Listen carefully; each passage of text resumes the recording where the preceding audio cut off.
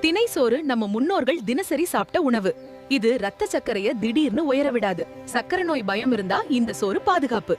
நான் சாமை சோறு எடை அதிகரிக்காம உடலை பராமரிக்கும். அரிசி மாதிரி கனம் இல்ல, வயிறு லேசா இருக்கும். கொழுப்பு குறைக்க நினைப்பவர்கள் வரகு உடம்பில் தேவையில்லாத சர்க்கரையை கட்டுப்படுத்தும். உடல் சோர்வு குறையும், சாப்பிட்டதும் சுறுசுறுப்பு வரும். வயதானவர்களுக்கு மிக நல்ல உணவு.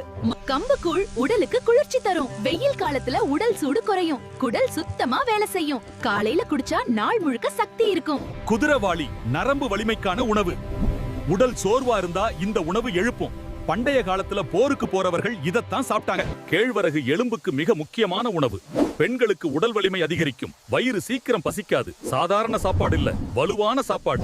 பனவெல்லம் சாதாரண சக்கரை மாதிரி இல்ல, இதுல இரும்பு சத்து நிறைய இருக்கு. உடல் பலவீனம் இருந்தா இத கைவிடாதீங்க. ரத்த சோகை குறைக்க உதவும்.